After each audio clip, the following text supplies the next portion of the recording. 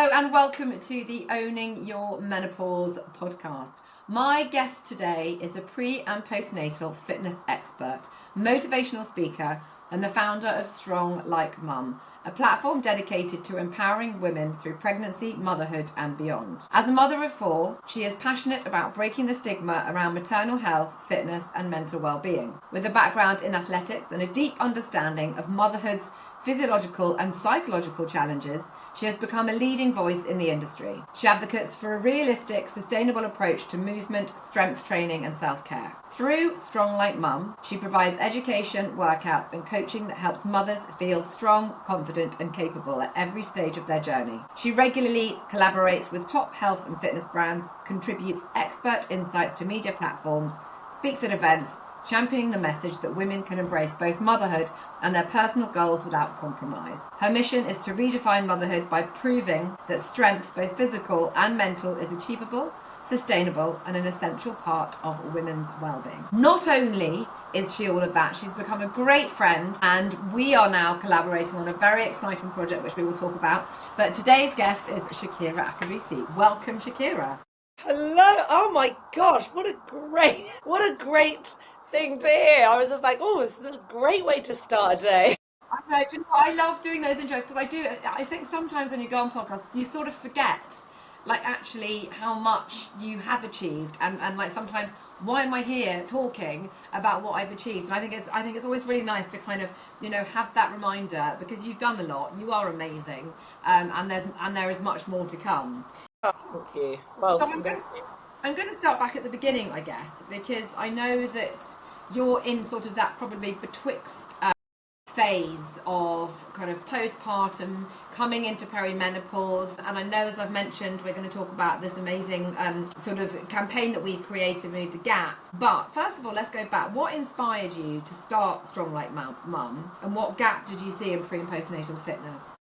yeah, so when I was pregnant with my first son, I was already working as a personal trainer, and I'd done like a few qualifications in pre and postnatal, but I wasn't, fully in the field. I was just sort of, I just started out really sort of exploring pre and postnatal specifically. And I remember reading this statistic that was like only 5.5% of fitness industry professionals are pre and postnatal qualified. And I was like, how is that the case when so many women will at some point be pre and postnatal? How is only 5% of the fitness industry covering this area of expertise? So I think that really sparked my passion for it. As I said, I was already sort of qualified, working in that space a little bit, but that really was like, okay, I can see here that there is a real need. And then I sort of learned on the job whilst I was pregnant, whilst I was training women, whilst I was doing all my like higher qualifications and more in-depth research. And so it was that really great experience of sort of learning something, textbook learning, and then actually really physically experiencing it. And, even through all my births, I mean, everyone's births are different. All of my, I was about to say four children, have been different. And giving birth to my twins via a caesarean section was just, again, like, I'd trained caesarean women at that point for 5-6 years, but experiencing that myself just brought a whole nother layer of understanding and perspective. So it's just become a real love and a passion of mine, and it's really coincided alongside my own motherhood journey, which is just amazing. And like, you said I'm sort of in that in-between time, which I am, but I feel like what happens to us during pregnancy and postpartum, what happens to our body actually stays with us for life. So there isn't really like an in-between time.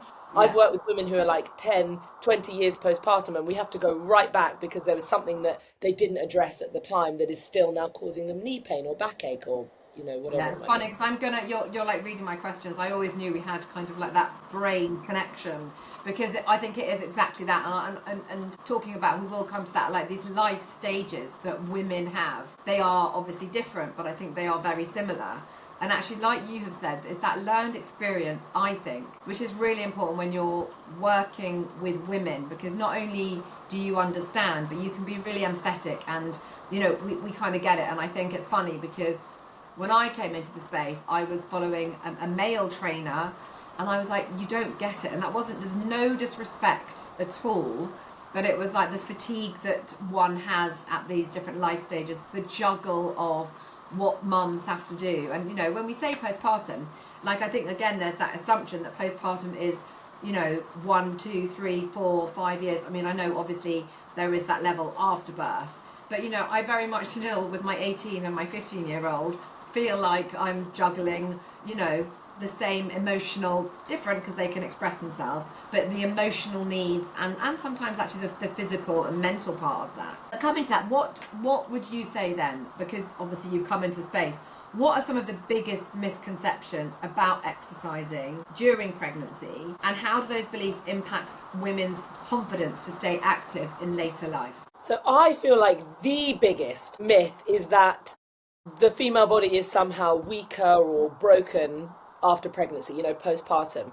And yes, there are definitely changes that can take place during pregnancy, during delivery, in that postpartum period. That it can feel different, but actually for some women, pregnancy or postpartum might be the first time that they've really thought about living healthy and being active. You know, sometimes if, especially during pregnancy, like, I'll have clients who'll be like, oh, you know, I really want to create this healthy home for my growing baby. Or if postpartum, depending on what type of delivery you've had, you might really be needing to focus on some deep core work. And actually by doing that deep core work, we can then get so much more power, so much more strength postpartum. I've lifted heavier, done personal bests on a sprint track, and I've started a completely new, like, sporting skill with martial arts since becoming a mother that I never had pre-children. So yes, our bodies will be different, they will be changed through the process, but it absolutely does not need to mean that we are weaker. Or I think for a long time, all I really heard about pregnancy or motherhood, everything was associated with, you're going to feel tired, you're not going to have time to yourself. A whole long list of things I was never going to do. You're never going to want to wear a bikini. Wear it now because you'll never want to wear a bikini. You know, you're never going to run as fast. You're never going to have time to sleep. You're never going to have time to... And actually, like, I'm not saying that motherhood is without challenges, because I've probably been more challenged throughout motherhood, pushed to my breaking point, pushed to my limits than any other time. But actually, I've built, like, you know, and not just my experience, but the women that I've worked with have been able to build, like, a more deeper understanding of self, a more confident, more empowered, stronger physically and emotionally than they were before. So I think that's probably the greatest. Do you know what? I love that, and I think it's funny because using those words, and when I'm looking down scribbling, it's not that I'm drawing and I'm not interested in it, so I'm taking notes, you see, because my brain doodling away. My brain, as you know, has a million questions to ask you when you're talking to me, and I'm like, I need to write them down, otherwise I'll forget them. So you talked about being weaker, and you talked about being broken, and you talked about deep core, and we talked about pelvic floor. And I think, again, it is that incredible thing as well, where you've said you get this incredible level of understanding. I think when we go to that next life phase after children, obviously perimenopause, I think we can lose a lot of confidence again. So what happens is we have our children, we get to this point where we've created, and some people I know wouldn't have children, but I do think there's these life stages that happen, and you build this confidence and you come back up and you feel stronger, you feel like you've got your new you. And then somewhere along the line, I think with the hormones and the decline in hormones, you just might peter off again, and you do become, because the narrative is there, that you might not be as strong as you're aging, that you might not be sleeping because of menopause. And I think, again, we have this, I think it's women, I think sadly in women's health, we have these negative conversations that we shouldn't be able to continue to thrive, that these life changes that we go through should knock us back, and we're not going to be strong enough to get back up. And I think that's why you and I connect so well, because it's like, no, absolutely not. This is it's a small blip, and we can climb and we can thrive. And I think the thing that absolutely. I find intriguing and having this conversation with you as well is the sort of the pelvic floor and the deep core thing, because when I first started working with women going through perimenopause, and I've come to my fitness career later than you, I had no understanding of the weak pelvic floor, prolapse, of women wetting themselves when they were running, all of these things. Because my learning when I had my children, I wasn't taught to do pelvic floors, I wasn't taught about my core, I wasn't taught about how important that was. And even in fact, to the point where I had 3 caesareans, I remember people saying to me, well, you won't have weak pelvic floors because you had 3 caesareans.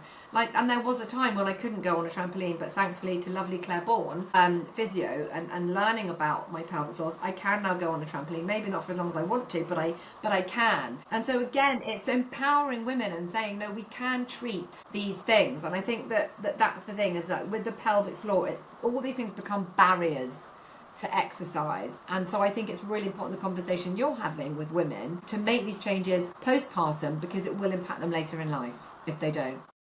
Yeah, to be honest, I think the more conversations we can have about everything, because the thing that's so tricky when we talk about health in general, but obviously we're focusing on women's health, is that there's no one answer. And so it really, like, my greatest advice would be really learning to understand your own body. Like, I was just about to send you something off the podcast, which I'll send you afterwards, which is about, I feel like I'm experiencing early perimenopause. And when we last got together, my mum was saying how she had experienced early perimenopause, and so, that's something that's unique to my body. There's things that I'm experiencing in my body. There's small little changes, but I'm so in tune with understanding how my body usually works that when something's not right, like, it's almost like an instinct. And I think when you engage in sort of like exercise and you get to know your body physically, it helps you to really have that deeper connection with yourself, so you can understand what the changes are. And then it's about going out, having as many conversations as you can, getting as much knowledge as you can, to be able to find the answers that you need. So hopefully some of the things we talk about today, some people will listen and be like, oh my gosh, that sounds like me, or that really rung a bell or struck a chord. And other people will need other information. So the more conversations we can have about all aspects of women's health, because the female body is just so amazing, it's so complex, and the hormone system is so complex, and different effects that diet, nutrition, exercise, weather, sleep patterns, all of that going on, to really know your body and then get the knowledge that you need and share that knowledge. Most important thing. Yeah, that's it. I was just an advocate for your own health without doubt.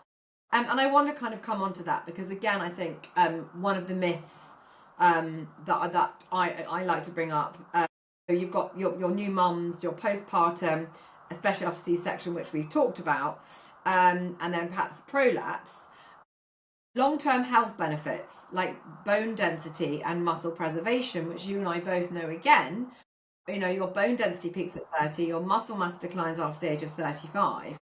So many women, and I know that you have seen this as well, and I very much imagine it's a question that comes every day, which I get is, I've got a prolapse, or I've got diastasis recti, I can't lift, I shouldn't lift, I've been told I shouldn't lift, and I know that's one that riles Claire Bourne, because it puts them at such a risk of osteoporosis and obviously sarcopenia.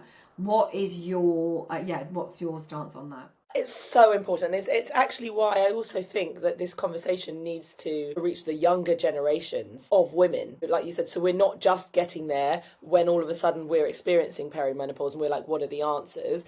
You mentioned bone density, for example.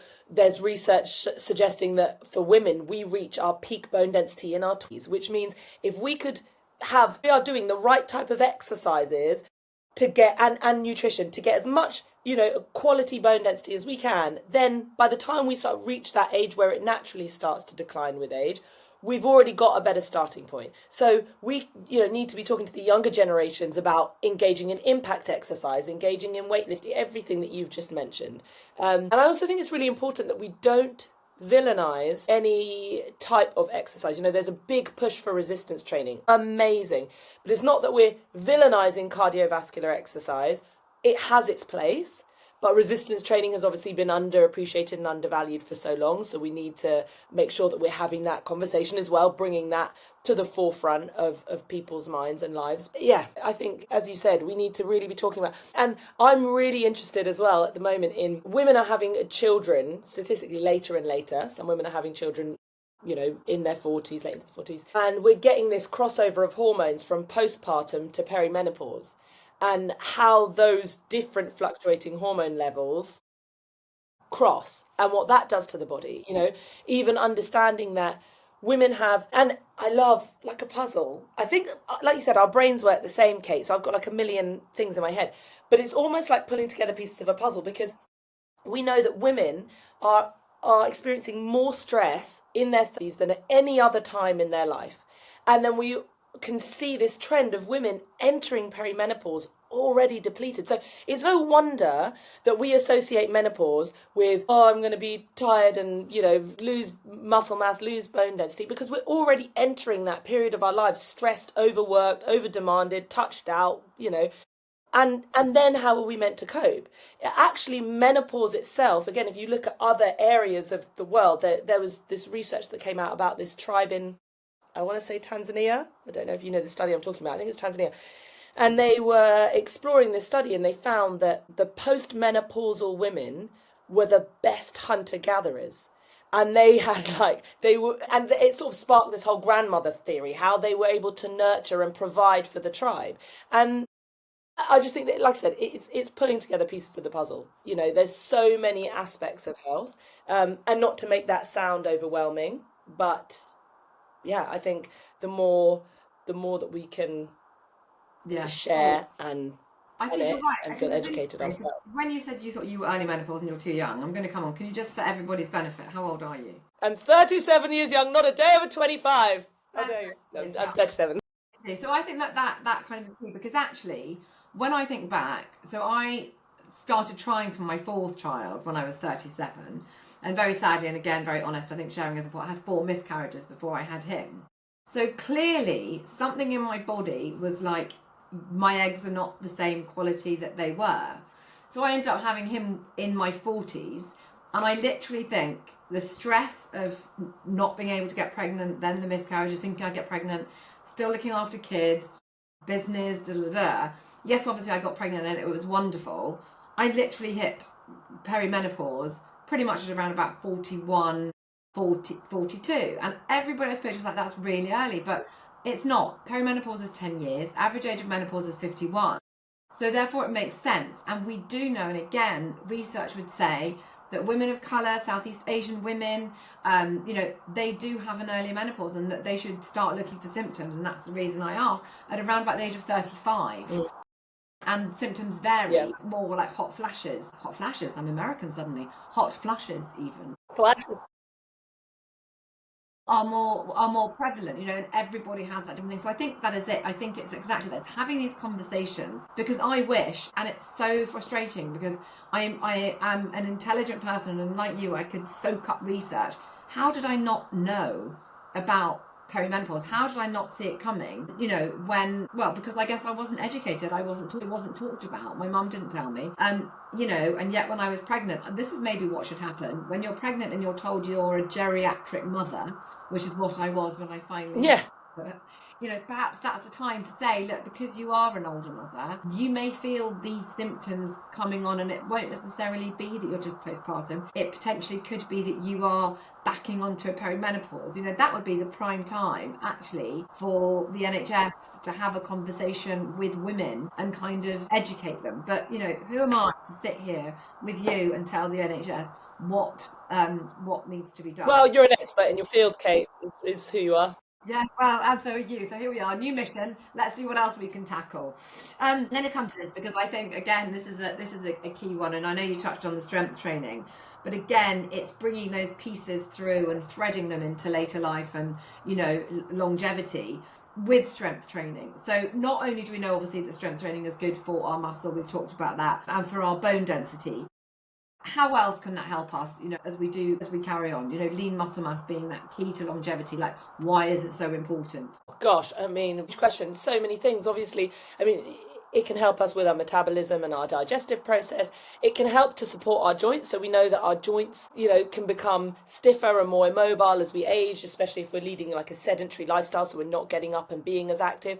The healthier our muscles are, the more actively we're using our muscles, the more support we have around our joints. So it's going to help us in longevity.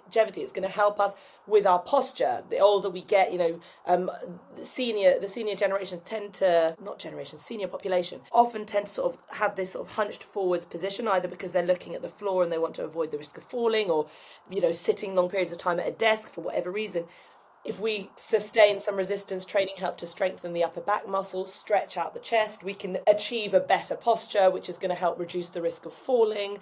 We want to, resistance training helps us with balance and coordination. There's certain exercises we can do. My mum's always banging on to me about coordination, because she's like, you want to keep your brain healthy and functioning. So challenge your brain, doing exercises where it does slightly challenge your balance and coordination. So it's all those aspects of health that in your 20s you're not thinking about, but actually we could lay the strong foundation so that when we get to our 80s, we are still able to live happy, healthy, active lives. Yeah, do you know what? It's funny I was going to say that, because I know earlier on we talked about, that bone density, research being in around our 20s. Now, obviously, I know, talking to my young adults that live in the house, I'm on at them the whole time. This is what we need to do, and we don't listen. And I know you see these brilliant posts about, I went out for coffee with my younger self, or I want to do this for that person. And like, it's great. Hindsight is a wonderful thing. But when I look back at my 18-year-old self, like, if anyone had said to me, I was a very partied girl. I was the first person at the bar, the last person to leave. Shocking. You couldn't guess. And I hate to think what I did to myself, what I did to my body. But had my parents, which I'm probably sure they did, I just don't remember, said, "Wow, you're affecting your bone density and your muscle mass for when you're 50," I would literally have gone, "Who cares?" And, do you know what? I don't even think it's just parents. It's almost, I can't say other people's parents, but I think about this a lot, like even primary age children. So we know that, I can't remember now what the statistic is, but it's huge. I want to say it's like 4 out of 5. I could be wrong, right? But I think it's high. It's like 84% or something of girls start to disengage with sport when they start their menstrual cycle. So we're talking, what are we talking, 12? Yeah, 12, 13. 12, 11, 12, 13. Right. So, and then we also know it's much harder to get girls back in sport. And we have this gender gap across health and well-being for the rest of our lives at the current time. Hopefully that's going to change. But so for me, I'm looking at that age group and I'm like, how do we get you to understand? How do we talk to an 11 or 12-year-old and get her to understand how important it is that she needs to still engage with sports or with exercise? And I'm thinking, and not just that, because that's also where sort of like body image and considering yourself and, pressures might start to feel the pressure from other sources or media or whatever it is, peers. Yeah. And so I'm thinking, how can we, and maybe it's your parents, you're not listening. It's not just the message, it's the messenger. And maybe the parent isn't the right messenger. Maybe it is about, gosh, wouldn't it be a wonderful world if all those young influencers were prioritizing that type of conversation rather than what makeup or whatever, what they're wearing, if we could get that message. But if not that, maybe it comes about getting into schools or something, and really speaking to young girls about their health, and I really feel like a part of that conversation needs to be around the power of sisterhood.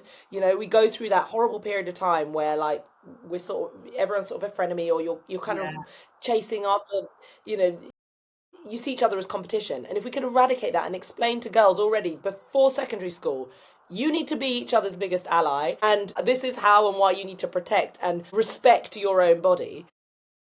How can we then get girls to 18, 20 completely different? I don't have the answer. I just described the issue. If you had the answer to that, you would be president, prime minister. You would be, because I'm thinking back to that, and my daughter is only 15, and not that I want to bring her, but I think you're right. There's that drop off, and I think it is sadly social media and Snapchat, and like you're saying, when we look around us at, the makeup and the, what do you call them? The, when you look like somebody else, oh my God. Filters. See, I don't use them, so I don't know what they're bloody called. I probably should. Filters, so when you're using filters and you're using all this kind of stuff, I think we've missed the opportunity to do that for them at the moment, because we are so far down the line of phones. The only way to do it is to do what Australia did, which is like just to ban the phone until kids are 16, when they have more confidence and they're not comparing themselves to everybody else. Because when I look around now, and it breaks my heart because they grow up too quickly. But we digress. So I'm going to move back because of some of the things you said I said I'm going to move forward rather than move back. I'm going to move forward to what we have created, which is really exciting. And you talked earlier about this gender health gap, women's health. And we met in person and we had a conversation because we don't do things by halves. We literally left after one coffee and we were like, right, on a mission. And so we created Move the Gap. So you talk me through that. What do you think inspired us? I guess you've mentioned it already, but to create that together and why we brought people on board with us. Okay, so firstly, I would say you don't do things by half. I left that coffee under the understanding that we were both really passionate about women's health. We obviously acknowledged and we talked a lot about this gender health and fitness gap and how we wish there was something we could do. And we ended the conversation with, wouldn't it be great to do something together? That was all. Or so I thought. 5 minutes later, you were like, you had already reached out and brought on the amazing Jenny Stout, who we both love, 60 years old, is an ex-Olympian, an ex-gladiator, and just is absolutely such a, what's it called? I'm not thinking of the word wing woman. She's just like a hype girl, you know. She champions women, like truly lives and breathes it. And then when we were together, we also talked about sort of that older market, sort of feeling like there was again another gap, shocking, where when women get, you know, postmenopausal, they're almost forgotten about in the fitness conversation. And you see all these, even within fitness brands, it's always sort of a younger audience. And then I spoke to you about my mum and how much my mum had inspired me. My mum is qualified in sports science. She has a degree in sports science. She specialises in senior movement patterns, and she's almost 70 years old. And we were like, wouldn't it be great if the four of us get together and, I don't know, do something, maybe, I don't know, an Instagram post or two. And that very quickly snowballed between you and I to the launch of the Move the Gap campaign. And we are a collective of women spanning from our 30s to our 70s, and we are really passionate about closing that gender health and fitness gap by sharing our expertise and encouraging all women to be active at all ages by sharing our expert knowledge and also our personal experiences. And we spoke earlier about sisterhood, and for me, I absolutely love and recognize that within this group, because it is quite unique to have a group of women that are experts in a field that genuinely are cheering each other on to greater heights, to greater experiences. And I'm so grateful already just for the experiences that we've had in the last month or two since we started the conversation. And I cannot wait for the rest of the year. It has been a proper giggle. It really has. And I think the one thing that I love and bring it to that is and I'm going to talk about it, is the strength training aspect, because again, a lot of the women that I work with, they are at that older stage, like your mum and beyond, and they really don't think that they have the ability to strength train. They don't know how to start strength training. And, you know, when I think about it, like, I qualified as a PT, and I keep looking back. I've got my notes, and I keep looking back, and I'm like, do you know what? They told me everything we needed to do kind of up until we were 40, and then there was senior movement. And again, there was just a sort of invisibility between 40 and 70. And I was like, well, what are we meant to do between 40 and 70? So it is no wonder that women over the age of 65, 70 don't know what to do, when kind of there's been nothing for them.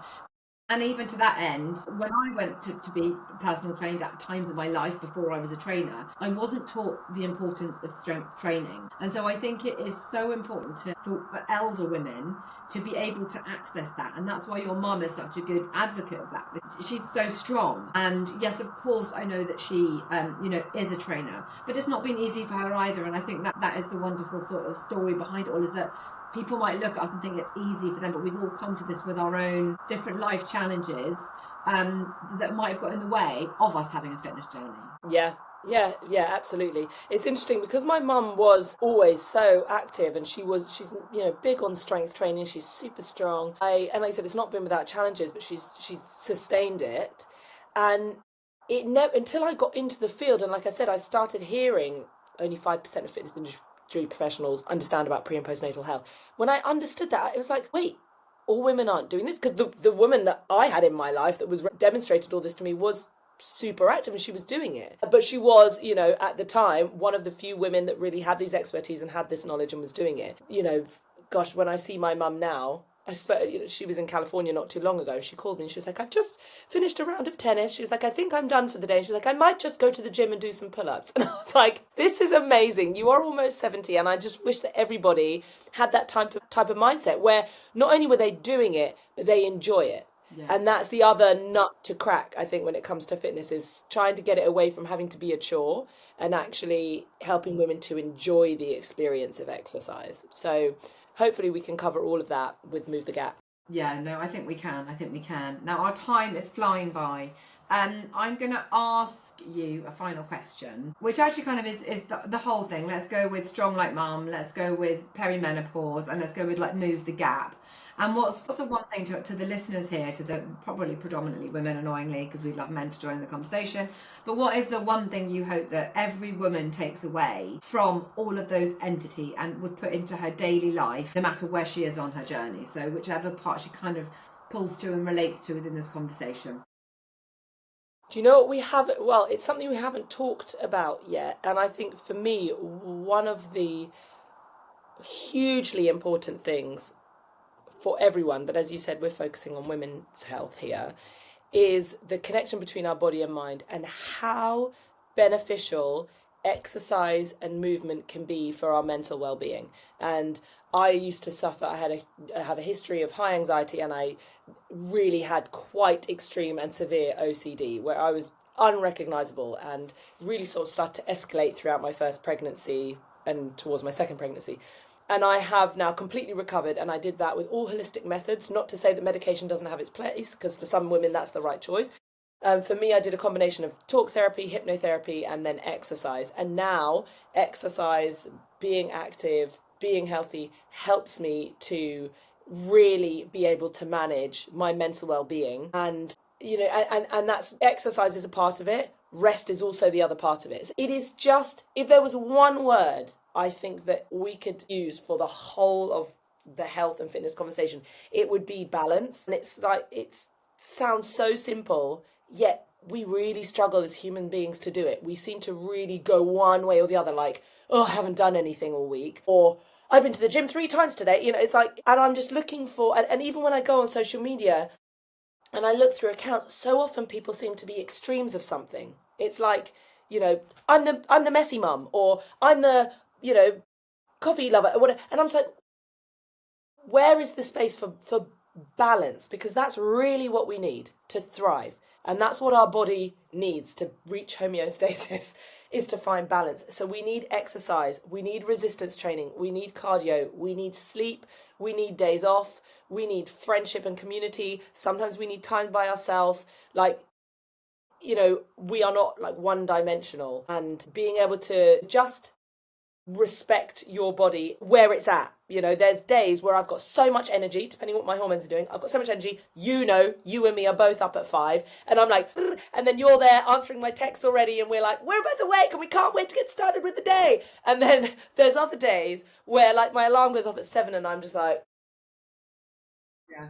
I can't do this. And those are the days where I'm like, maybe today my body doesn't need a workout on top of this. Maybe what my body needs is like a warm drink, a hot water bottle, and a longer lunch break. You know, so it's just trying to really give your body the space to be heard. What's your physical body telling you? I was going to say, and that does bring you back to where you said earlier on, you know, it's about listening to your body and being an advocate for your own health. Like, don't do what doesn't feel right. Listen to it, and at whatever stage of life we're at. Exactly. I mean, you just said what I said in a very long-winded way, in a very concise way. So let's go with that. That's why we work so well together. So thank you so much for your time this afternoon. As ever, it's gorgeous to see your gorgeous face. If people want to follow you and find you, obviously they can follow us both at Move the Gap. But what about your own personal handles? Where are you? Yes, so thank you for asking. So yes, like you said, we're both on Move the Gap, so you can get tons of content there. And then you can also find me at Shakira.Akabusi, or just search for the hashtag StrongLikeMum, or visit StrongLikeMum.com. I've also written a book for anyone that is in that pre and postnatal phase, that's all about pre and postnatal exercise. It talks about instinct, knowledge, and exercise. So everything that you need to know to lead a healthy and happy lifestyle. Amazing. Thank you so much. Did I mention even the name of it? It's called the Strong Like Mum Method. Strong Like Mum Method. Strong Like Mum. Thank you so much. Thank you. Don't go anywhere. I wouldn't dream of it. Love it.